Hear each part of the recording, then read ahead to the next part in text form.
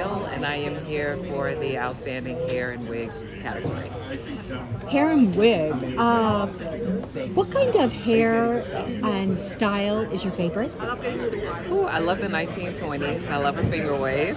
That's usually, I get very excited when I agree with you. I love that. Totally. I love that era.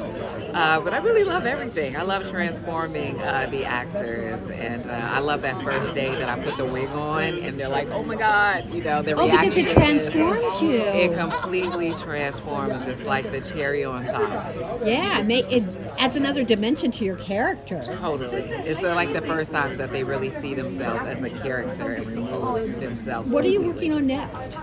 Well, I work a lot in film, so there's a film that I am working on right now. We're waiting. Yeah. Well, I hope that it still keeps on filming with WGA Strong. It's on hold for sure, and it should be. Let's straighten that out first, right? Amen. Amen. Thank you. Thank you. I'm Henry Lewis. And I'm Jonathan Sayer. And we won Best Unique Theatrical Experience for our show Peter Pan Goes Wrong.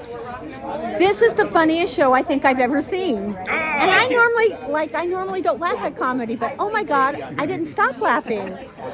What would you like the audiences to know about your show?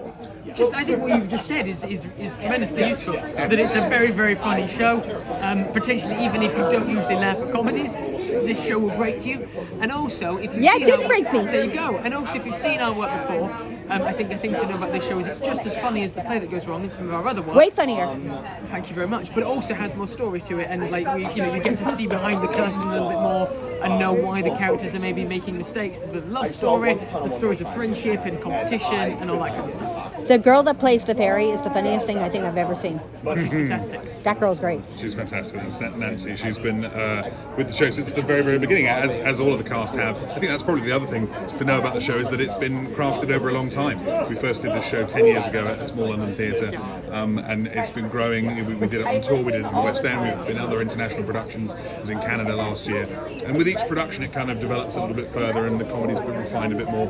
And so now what you're seeing on Broadway is a result of 10 years of development, which is really exciting. Now you've had Neil Patrick Harris extend, and he looks like he belonged in that show from day one. He was brilliant. He was. So he's come to see a lot of our shows before. So and we've always thought what a lovely, lovely man. But then having him in the show, obviously I knew he was a very talented individual. But I think working up close with him, it was just, oh my God, you're good. And he was so technically specific and very, very funny. Such high energy. So he was a joy to work with. He was so brilliant at all the physical stuff. I think. Just has obviously a real knack for that, but also I think just really threw himself in and just became just a member of the team right from the beginning. Will there be another guest star? Because you just kind of think that he belongs in the play. Well, stay tuned. If there might be, but not currently announced. And what would you like our audiences to know about you that you have not had a chance to say?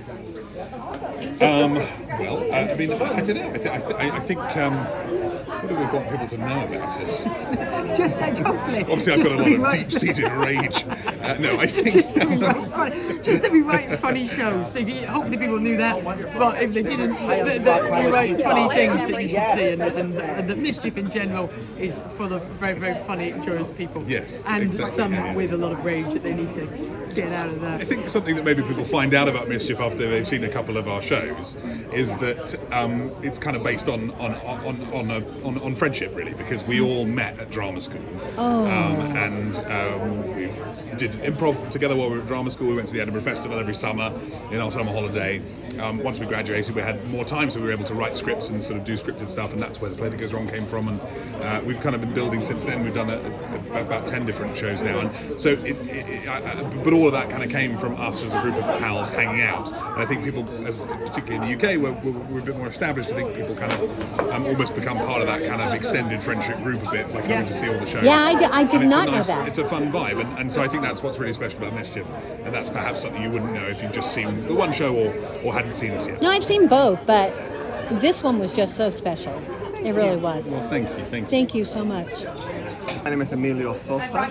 I am the costume designer for Ain't No Mo, and I just won the Drama Desk Award. Of all of the eras that you have to design for, what is your favorite? I was lucky this season. I was able to do a lot. from current now 2023 when Ain't No Mo to Sweeney Todd 1840. But I love it all. I just love clothing and I love costuming. So any era is I'm happy. Now, I really want to know. I always want to buy costumes off the set. Why don't we do a Broadway, like, fashion house? Well, because hopefully the show can live on for a long time, and then it goes on tour. You would want these clothing. Yes, I to would. wear.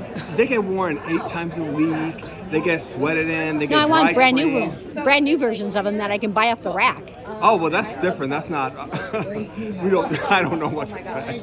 Seriously, I don't understand why Broadway doesn't do this because How many people would really wear? me.